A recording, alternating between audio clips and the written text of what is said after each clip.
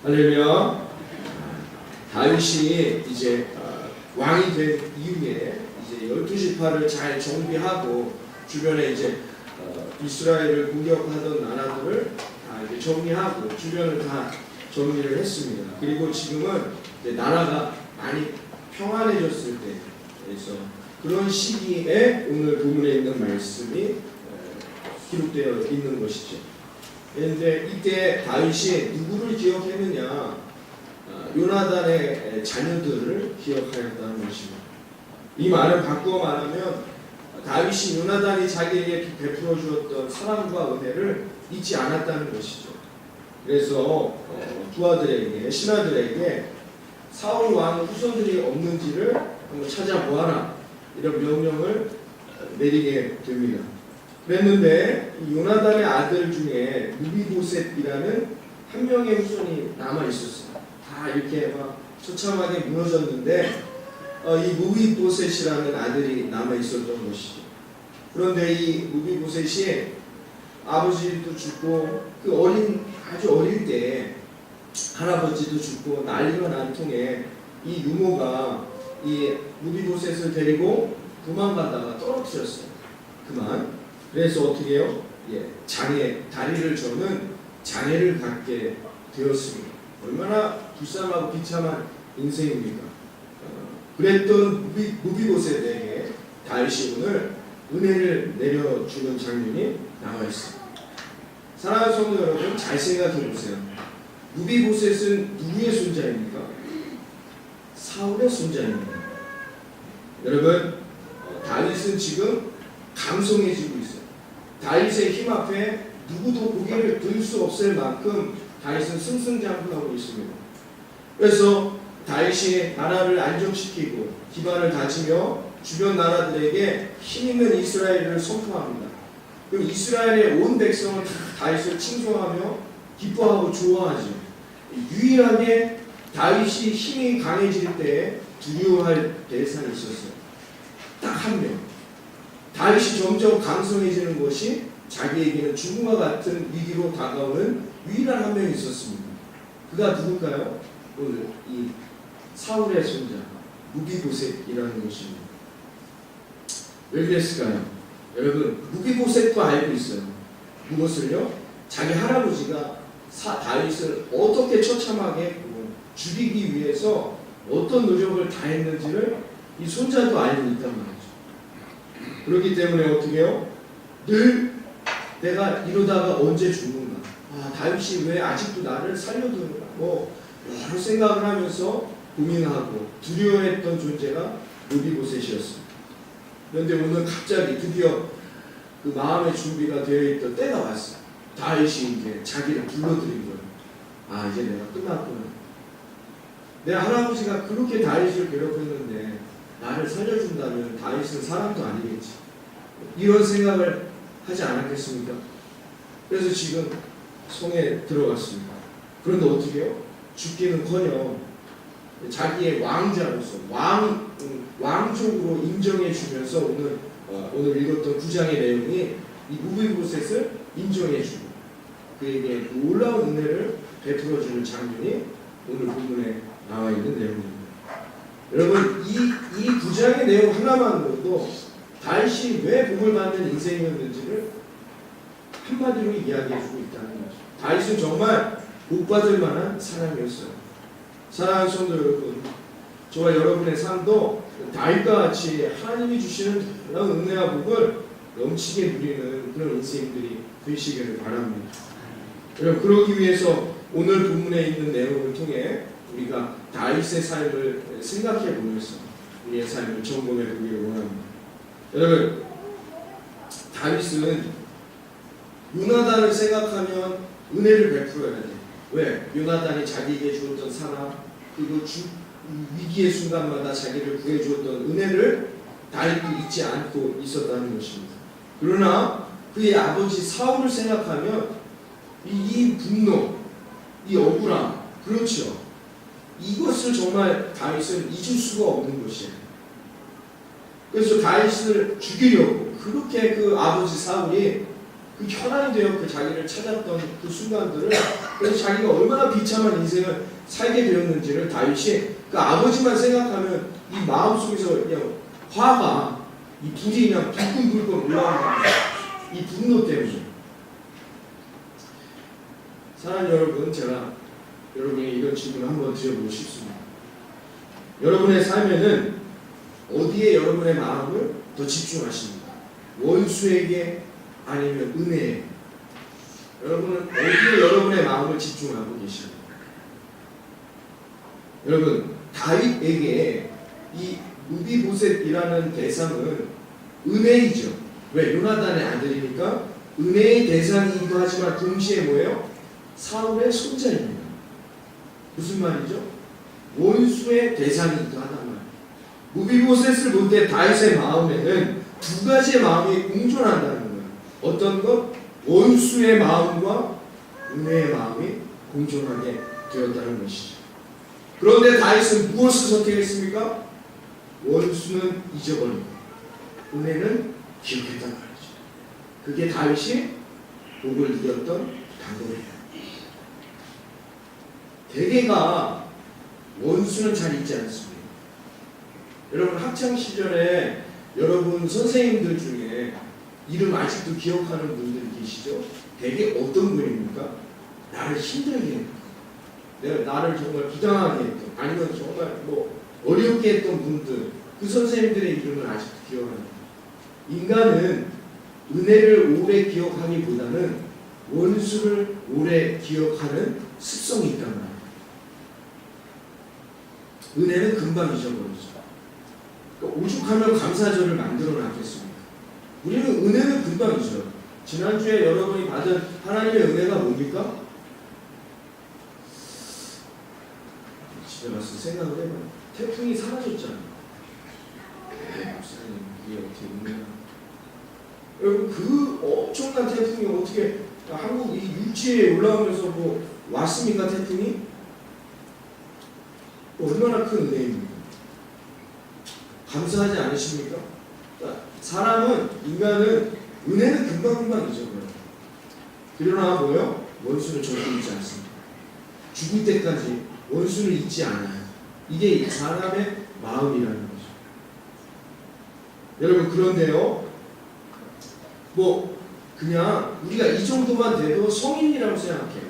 원수를 잊지 않지만 원수를 갚지 않는, 원수를 갚지 않고 그냥 원수를 그냥 생각만 하는 정도만 돼도, 야, 정말 어떻게 그렇습니까? 원수를 갚아야 되는데, 그래요, 대단하십니다. 라고 박수한다는 거예요. 이게 뭐예요? 이게 우리들이 살아가는 일상적인 삶의 모습이라는 것이죠. 그런데 다윗은 어떻게 해요? 그냥 무비보셋을 그냥 두어도 다윗은 정말 위대한 사람이 될 수 있는 거예요. 그냥 원수지만 그냥 뭐 내가 부르지도 않고 그냥 두어버리면 된다는 거예요. 왜? 다윗은 지금 큰 힘을 가지고 있습니다.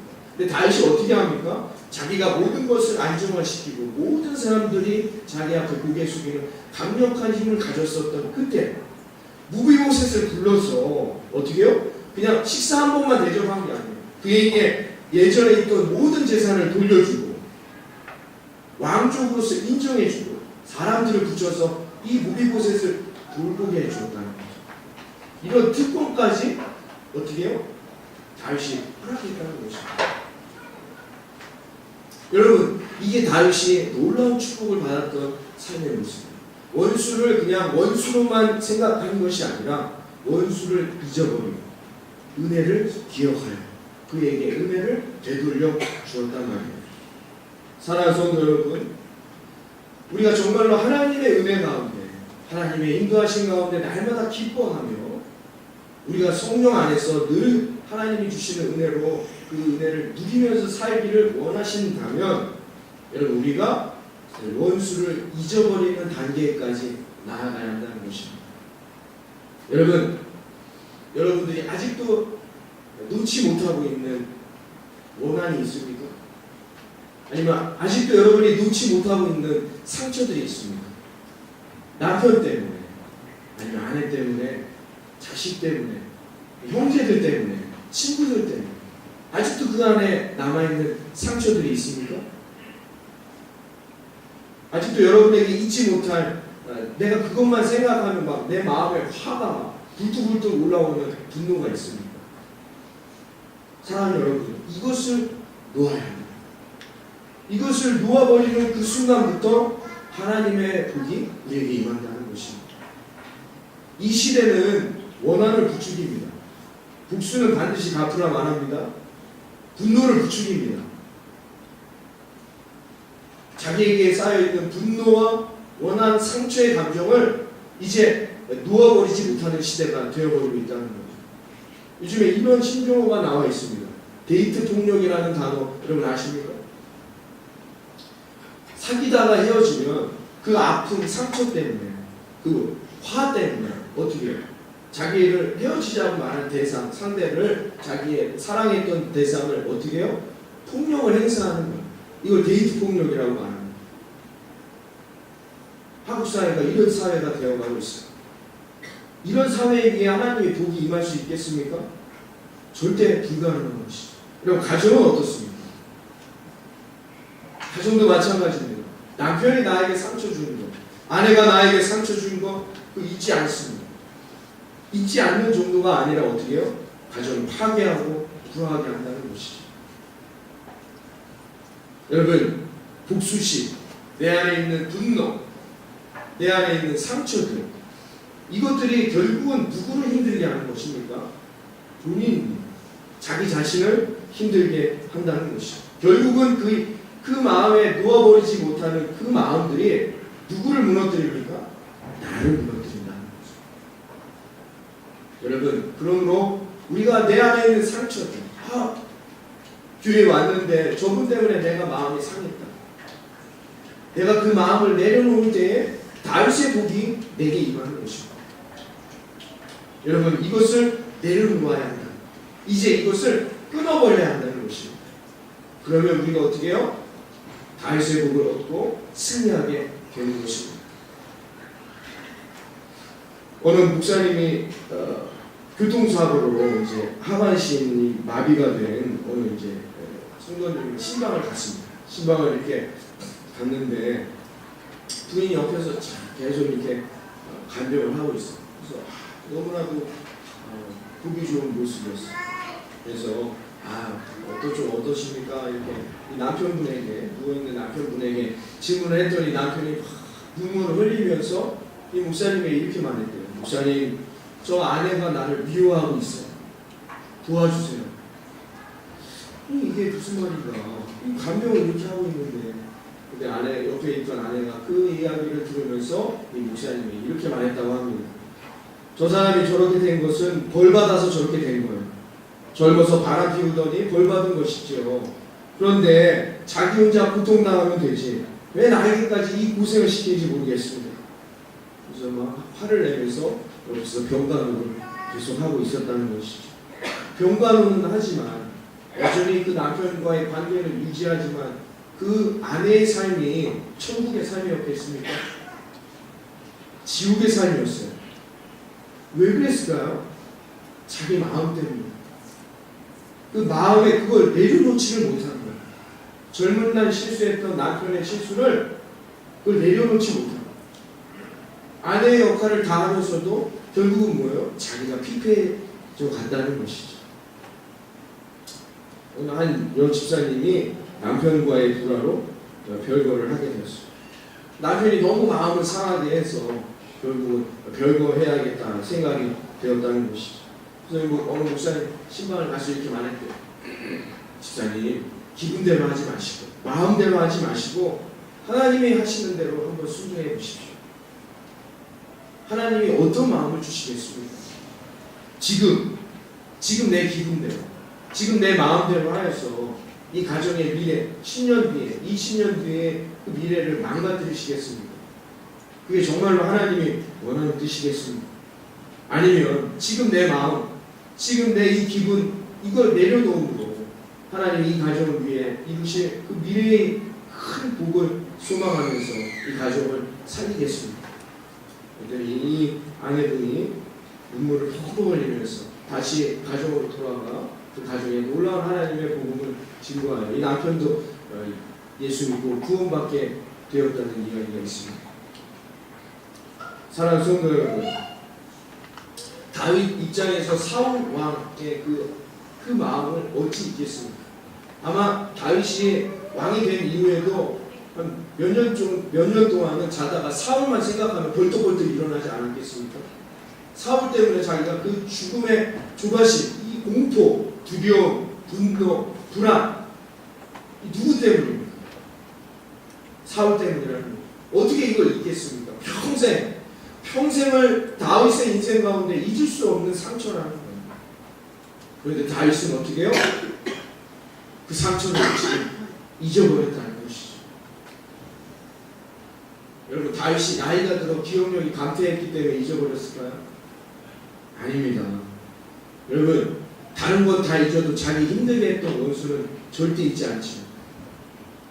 여러분, 다윗이 왜 이것을 잊어버리게 되었을까요? 다윗이 하나님의 사람이었기 때문이죠.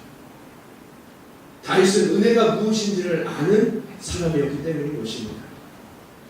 만약에 다윗이 기억력이 감퇴됐다면 요나단이 자기에게 주었던 은혜도 잊어버려요. 다 옛날 일이니까 잊어버려야 되는 건 아닙니까? 그러나 다윗은 어떻게 해요? 요나단이 자기에게 주었던 은혜는 분명히 기억했습니다. 여러분, 그래서 다윗이 하나님의 큰 복을 누리게 된 것입니다. 사랑하는 성도 여러분, 여러분은 지난 한 주간 원한과 분노, 나를 힘들게 했던 상처들, 그 마음이 여러분의 삶에 더 크셨습니까? 아니면 하나님이 주셨던 은혜가 여러분의 삶에 더 크셨습니까? 어떤 마음으로 여러분은 지난 한 주간을 사셨습니까? 여러분을 힘들게 했던 그 원수는 잊어버리시고 은혜를 영원히 기억할 수 있는 그런 아름다운 저와 여러분의 삶이 되기를 바라겠습니다. 여러분, 우리가 얼마나 큰 은혜를 받았습니까? 은혜를 기억하지 않으니까 이게 은혜인지 아닌지도 모르고 우리는 살아간단 말이에요. 지난 한 주간 동안 여러분 은혜 가운데 사셨습니까? 무슨 은혜 가운데 사셨습니까? 목사님, 아무리 생각해도 지난주에 낙심되는 일이 많았고 힘들었는데 아무리 생각해도 지난주에는 없었던 것 같아요 라고 생각하시는 분들이 있을 수 있습니다. 그렇지 않습니다. 구원받은 게 은혜입니까? 아닙니까? 내가 예수 믿는 것 때문에 내가 구원을 얻는 것이 은혜입니까? 아닙니까? 다윗은 은혜의 사람이었단 말이에요. 다윗이 하나님의 사람이었다는 말은 다윗이 맨날 하나님을 보았다는 게 아니에요. 다윗이 하나님의 사람, 하나님의 은혜를 기억했다는 말은 다윗이 자기가 구원받은 은혜를 기억했다는 것이죠. 여러분, 구원받음이 은혜입니까? 아닙니까? 여러분, 지난 한 주간 여러분 마음에 하나님이 나를 구원해 주신 것이 감사와 기쁨의 은혜였습니까? 아니었습니까? 여러분, 은혜 받은 것은 분명히 기억해야 합니다. 여러분, 이것을 기억하고 깨닫게 될 때에 내 삶의 변화가 일어나는 것이죠. 내가 정말 하나님으로부터 은혜를 받았다는 것, 내가 정말 구원받은 하나님의 자녀이라는 것을 이 십자가를 바라볼 때마다 여러분 기억하시게 될 때에 그때부터 여러분의 가정이 달라집니다. 그때부터 내 아내가 달라집니다. 그때부터 내 남편이 달라지기 시작하는 것입니다. 그때부터 내 자녀를 대하는 나의 태도가 달라지는 것입니다. 그때부터 내가 만나는 내 이웃이 달라집니다. 내 삶이 달라지게 되는 것입니다. 무엇을 깨달을 때부터요? 하나님이 나에게 주신 은혜를 깨달을 때부터라는 것입니다. 여러분, 구원받음이 은혜입니까? 아닙니까? 여러분, 이것을 깨달으시란 말입니다. 십자가의 보혈, 예수 그리스도의 보혈의 공로가 나를 살리는 놀라운 하나님의 은혜임을 깨닫는 그 순간부터 내 가정이 달라지는 것입니다. 예수 그리스도의 십자가의 보혈의 은혜를 깨닫는 그 순간부터 여러분, 우리 교회는 달라지게 되는 것입니다. 원망은 사라지고, 상처는 사라지며, 분노는 사라지고, 불평은 사라지며, 여러분 뭐예요? 은혜만이 기억된다는 것이에요. 감사와 사랑과 기쁨만이 존재하게 된다는 것입니다. 그런 가정이 천국 같은 가정이 아닙니까? 그런 교회가 천국 같은 교회가 되는 것 아니겠습니까? 여러분 은혜를 기억하십시오. 여러분 내가 정말로 예수 믿고 구원받아 내가 천국을 얻은 이 십자가의 은혜를 기억하십시오. 그 은혜를 기도하십시오. 이것만 우리가 할 수만 있다면 여러분 이번 한 주가 여러분의 가정이 놀라웠게 바뀌게 될 것을 믿습니다. 여러분의 직장이 놀라웠게 변화될 것을 믿습니다. 우리 교회가 달라지게 될 것을 믿습니다. 여러분 지금 우리는 어떻게 해요? 은혜를 기억해야 합니다. 우리가 인생을 살면서 때때로 하나님 앞에 불평할 때가 많이 있죠. 정말 이해할 수 없는 하나님의 뜻들이 많이 있습니다. 지난 주간에도 그랬는데요. 정말 제가 우리 성도님의 그런 전화를 받으면서 하나님의 계획과 뜻은 무엇이고 우리가 그렇게 기도하고 있는데 이 일이 잘 되지 아니하고 회복이 더디고 이런 일들을 볼 때 우리가 불평할 수 있습니다. 좌절할 수 있고 낙심할 수 있습니다. 왜? 충분한 이유가 생겼잖아요. 그렇지 않습니까? 우리가 그렇게 기도했는데 어떤 일들이 잘 이루어지지 않는 소식을 들을 때 낙심되고 하나님의 계획은 무엇입니까 도대체?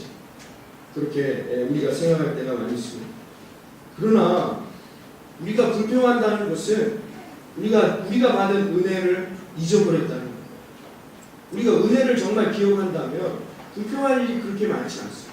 내가 구원받은 하나님의 은혜를 감사한다면 우리가 사실은 그것을 깨닫게 된다면 불평할 일이 많이 없다는 것이죠. 우리 그런 말 있잖아요. 물에 빠진 사람 건져줬더니 뭐요? 보따리 안 건져줬다고 불평합니다. 그 사람의 생명을 구해주고 그 사람에게 영원히 살 그 천국을 허락해 주었는데도 여전히 우리는 하나님께 불평하고 있어요.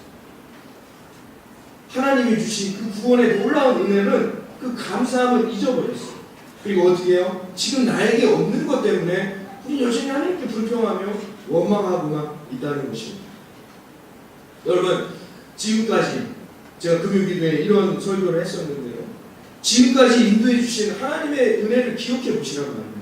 지금 이 순간 내가 절망스럽고 죽을 수밖에 없는 삶의 자리에 있다 할지라도 여러분 나를 이 자리까지 인도해 주신 하나님의 은혜를 기억해 보시란 말입니다. 우리 교회를 위해 기도할 때 낙심되고 절망되고 하나님의 뜻은 무엇인가 생각할 때가 많이 있습니다. 그러나 60년 동안 이 교회를 지켜주시고 인도해 주신 하나님의 은혜를 기억해 보시란 말입니다. 감사가 나오지 않습니까? 여러분 어떠십니까? 여러분 지금 이 상태, 지금 오늘 이 순간 이 주의 예배를 드리는 저와 여러분 하나님께 받은 것이 많습니까? 아니면 받지 못하는 것이 많습니까? 여러분 우리가 태어날 때 옷 입고 태어나는 사람 있습니까? 욥이 이런 고백을 했죠. 여러분 태어날 때 옷을 입고 태어나는 분, 안경 쓰고 내가 뭘 다 갖춰 입고 태어나신 분, 아무것도 입지 않고 태어났습니다. 근데 지금 여러분 아무것도 안 입고 있습니까? 적어도 여러분 이 옷 입고 있지 않습니다.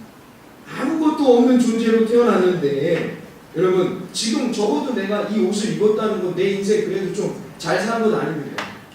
아닙니까 여러분? 아무것도 없이 태어났는데 그래도 내가 지금 여러분 오늘 꽃무늬 옷도 입으시는 것이 아주 아름다우십니다. 이 정도면 본처는 더 뽑은 거 아니에요. 사랑하는 여러분 어떻습니까? 이걸 기억하는 거예요. 그러니까 여러분이 지금 힘드실 때 지금 최고의 우리의 내 삶에 정말 큰 깊은 낙심하게 하는 여러분의 삶의 자리에 여러분이 있다 할지라도 여러분 은혜를 기억하십시오. 하나님 지금까지 나를 인도해 주시고 지금까지 나를 도우신 하나님의 은혜를 기억하신다면 우리가 지금 이 순간에도 감사합니다. 여러분 다시 일어날 힘을 얻고 승리하게 될 것이라 믿습니다. 오늘 성도님이 3층에 살고 있었는데 어디 나가다 들어오는데 그 아내가 부주의 함으로 인해서 집에 불이 났대요.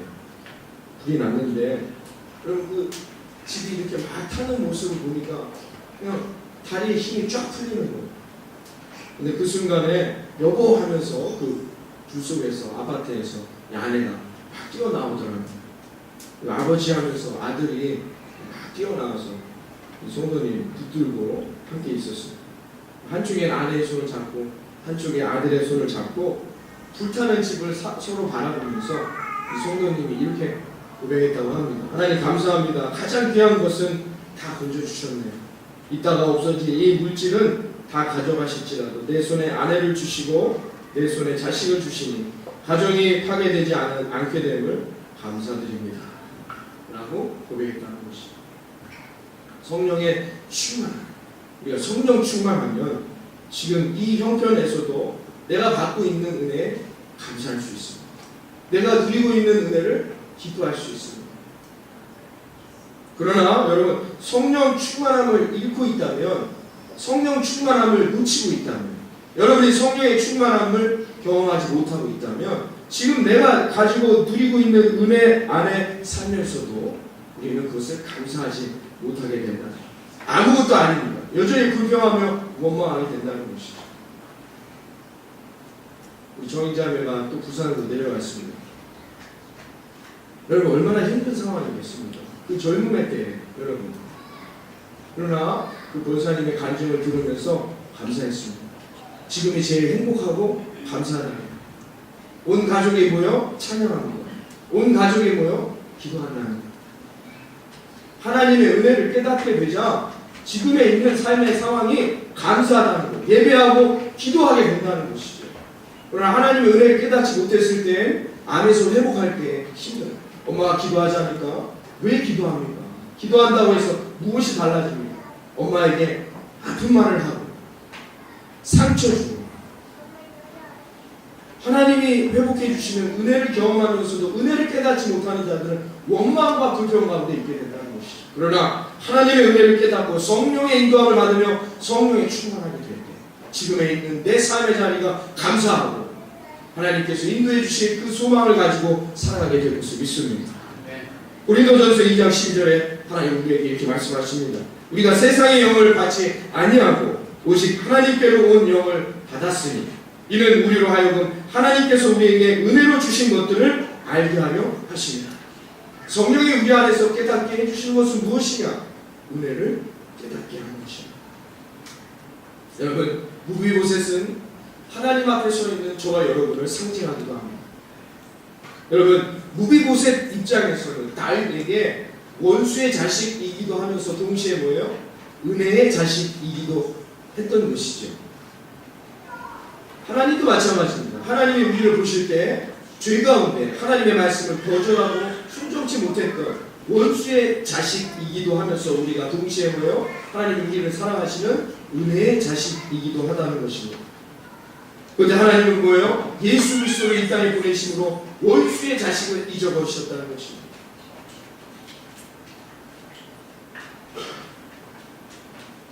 하나님이 우리를 은혜의 자식으로만 보시겠다고 결정하신 것이죠.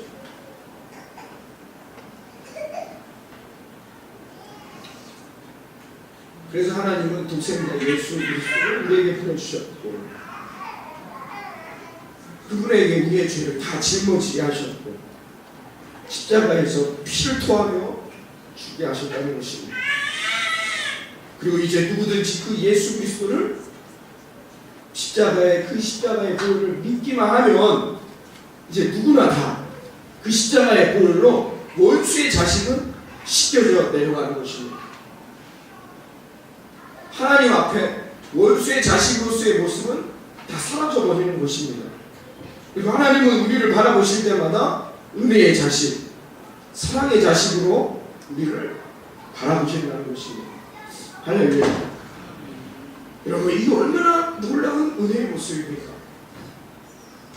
이 놀라운 하나님의 상징의 메시지가 오늘 이 무비보셋을 통해서 오늘 저와 여러분에게 던져주고 계시지 않습니까? 누구든지 자신의 죄를 회개하기만 한다면 예수 그리스도의 십자가의 보혈의 공로로 하나님의 우리를 더 이상 원수의 자식으로 바라보지 않으시고 우리를 하나님의 자녀, 은혜의 자녀, 사랑의 자녀, 축복의 자녀로 우리를 인정하시고 우리를 선택하신다는 것입니다.